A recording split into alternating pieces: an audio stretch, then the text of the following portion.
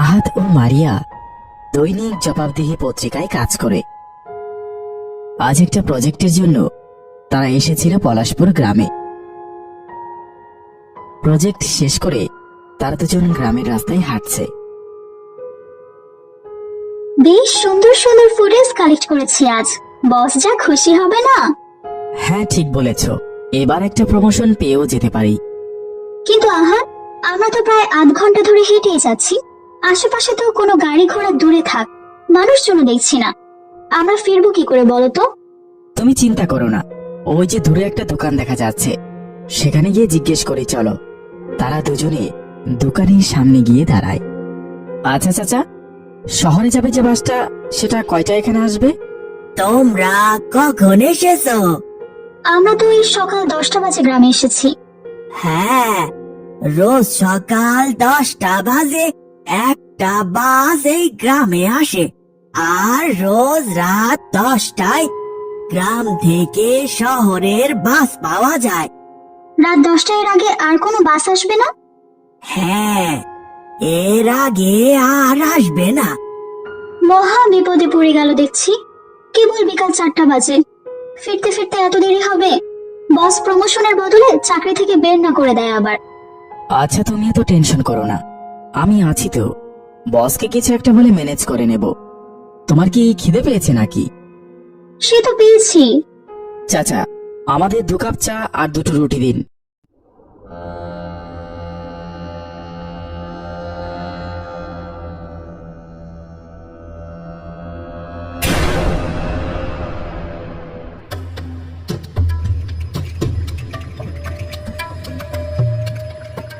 এই এই এই ছেলে, এই ছেলে দাঁড়াও। আরে আহা, তোকে ধরো, ক্যামেরার সব ফুটেজ।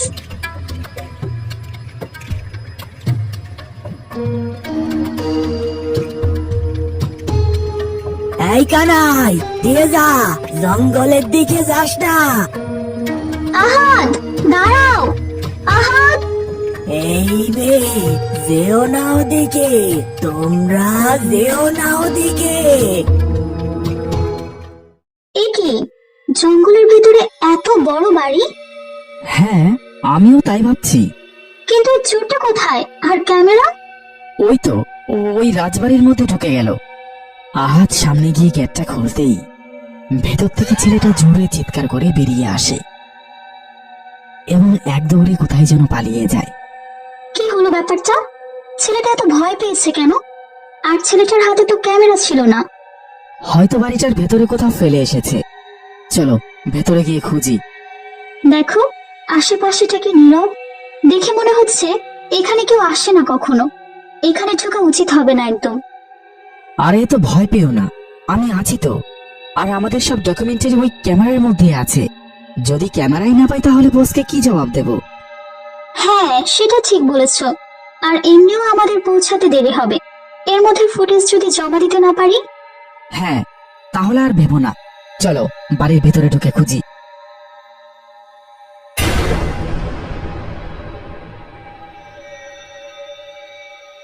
দেখো, বাড়ির কি এক অবস্থা। আশেপাশে সব হাড় গোড় পড়ে আছে। এখানে কালো জাদু করা হয় নিশ্চয়ই।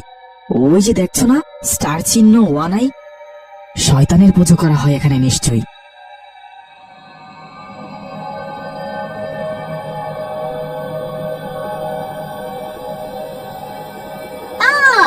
আরে কি হয়েছে? সাবধানে, পড়ে যাবে তো।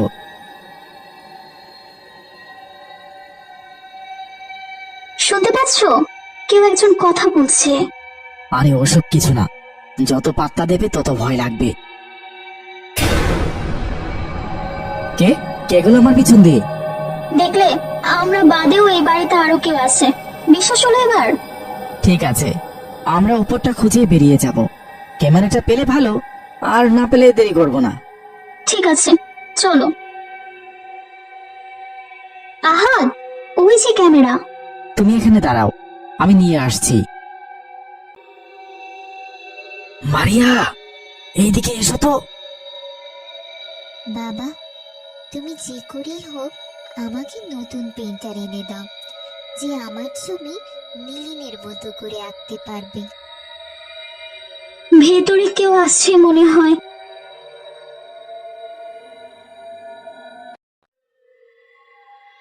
বাবা, তুমি যে করেই হোক আমাকে নতুন পেইন্টার এনে দাও, যে আমার ছবি নীলিমের মতো করে আঁকতে পারবে।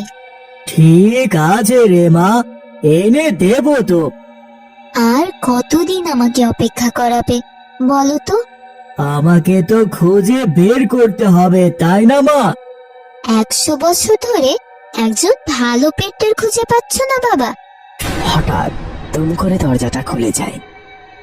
রাজা ও রাজকন্যাকে দেখে তারা দুজনে ভয়ে ঘাবড়ে যায়।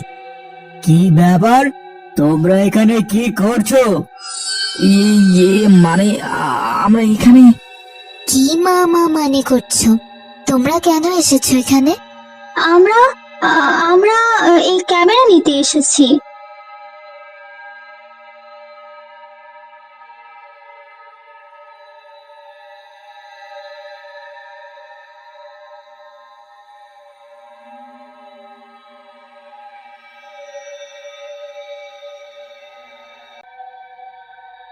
ও আচ্ছা আচ্ছা, বুঝেছি।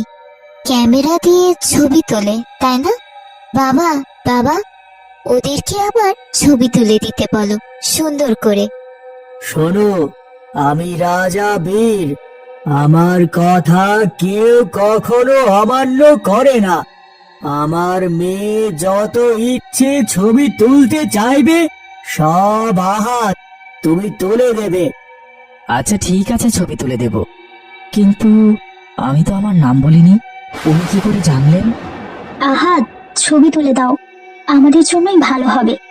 এই পুরোনো দিনের রাজা রাজকন্যার ডকুমেন্ট যদি বসকে দেখাতে পারি, তাহলে দ্রুত ভাইরাল হয়ে যাব। হ্যাঁ ঠিক বলেছে তুমি। এত ফিস ফিস কিসের কথা তোমাদের? আমার সাথে এসো।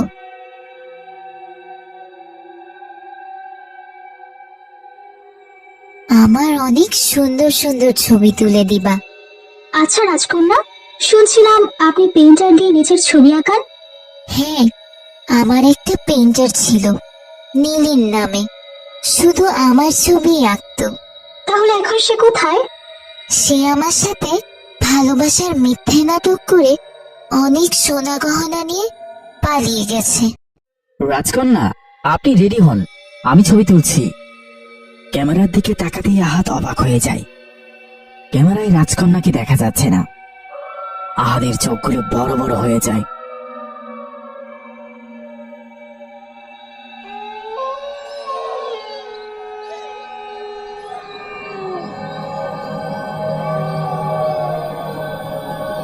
আর কতক্ষণ এভাবে দাঁড়িয়ে থাকবো?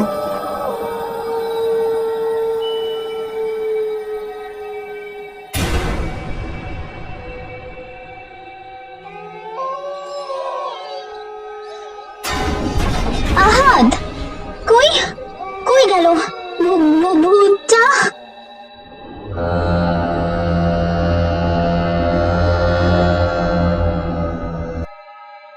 আহাদ, এটা তো রাজকুমারীর আত্মা। তুমি এখান থেকে দ্রুত পালাও, মারিয়া দ্রুত পালাও। না আহাদ, আমি তোমাকে একা ফেলে যাব না। রুমের সবকিছু লন্ডভন্ড হয়ে যেতে লাগলো। পাশে একটা বড় রড পড়ে থাকতে দেখে মারিয়া সেটি নিয়ে সজোরে আঘাত করলো সেই কালো ছায়াটার মাথায়। তারা দুজনে দৌড়াতে শুরু করলো। অন্ধকারে এখনো সেই হাসি শব্দ শোনা যাচ্ছে। তারা কিছুক্ষণ দৌড়ে যাওয়ার পর দেখতে পেল রাজামশাই তাদের সামনে দাঁড়িয়ে আছে।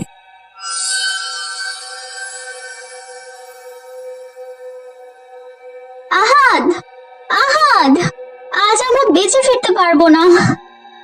ভয় পেও না মারিয়া, কিছু হবে না আমাদের। আমার ক্যামেরাটা অন আছে, আমাদের সবকিছু রেকর্ড হচ্ছে।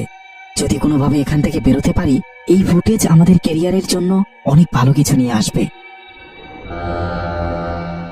তারা দুজনে লুকিয়ে পড়ার জন্য একটা আলমারি খুলতেই সেখান থেকে একটি লাশ বেরিয়ে এলো। আহ! লাশ! তোমাদের অনেক ধন্যবাদ। 100 বছর ধরে আমি এই আলমারিতে বন্দি। আমি জানি না আপনি কে, আমাদের প্লিজ বাঁচান, ওই রাজকন্যার আত্মা আমাদের মেরে ফেলবে। এমন সময় দরজা ভেঙে ঘরে ঢুকে আসে রাজা ও রাজকন্যা। নীলিন, তুমি এতদিন পর, আর তোমার এই অবস্থা কেন? রাজকুমারী, তুমি এই মিথ্যেবাদীর সাথে কথা বলছো কেন? ও আমাদের সোনা গহনা নিয়ে পালিয়েছিল। বাহ রাজা বীর, আপনি তো খুব সুন্দর গল্প বানিয়েছেন। কিসের গল্প? আমি তোমায় ভালোবাসি এই কথা জানতে পেরে রাজা বীর আমাকে অনেক সোনা গহনার লোভ দেখিয়ে বলেন এসব নিয়ে চলে যেতে, তোমাকে যেন আমি ভুলে যাই। মানে? হ্যাঁ রাজকুমারী, আমি কিছুই না নিয়ে বলেছিলাম তোমাকে আমি বিয়ে করতে চাই, কিন্তু এই পাষণ্ড রাজা আমাকে হত্যা করে এই আলমারিতে আমার লাশ বন্দি করে রাখে আর তোমাকে মিথ্যে গল্প বানিয়ে বলে। ঠিক করেছি, তুই সামান্য পেইন্টার, আমার মেয়েকে ভালোবাসার সাহস কে দিয়েছে তোকে? বাবা, আমিও নীলিনকে ভালোবাসতাম, কেন তুমি আমার সাথে এমন করলে? যা হবার হয়ে গেছে, তুমি এদের ছেড়ে দাও রাজকুমারী। ওরাই আমাকে এই বন্ধ আলমারি থেকে বের করেছে। আমার এতদিনে লুকানো মিথ্যে এদের জন্য বের হয়ে এসেছে। তোদের হাড়গোড় চিবিয়ে যদি না খেয়েছি। খবরদার বাবা, ওদের কিচ্ছু করবে না। ওদের জন্য আমি আজ সত্য জানতে পেরেছি। তোমরা দ্রুত এই বাড়ি থেকে বের হয়ে যাও, আমি আর রাজকুমারী রাজাকে দেখছি। আমাদের আমাদের উপর দিয়ে কি ঝড় বয়ে গেল! আমি কখনো কল্পনাও করিনি নিজের চোখে ভূত দেখব। যাই হোক, আমাদের ক্যামেরা সবকিছু রেকর্ড করে নিয়েছে। এই ভিডিওটা পাবলিশ করলে আমাদের প্রমোশন আর ঠেকাই কে? ঠিক বলেছো, ফুটেজগুলো একবার চেক করো তো।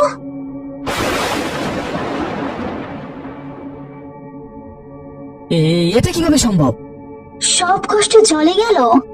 থাক মারিয়া, নিজের প্রাণ নিয়ে এই ভূতের বাড়ি থেকে বেরিয়ে আসতে পেরেছি, এটাই অনেক। হ্যাঁ চলো, আজ বাসে করে না হলেও ওভার করে শহরে পৌঁছাবো। এই গ্রামে আর একটু সময়ও না।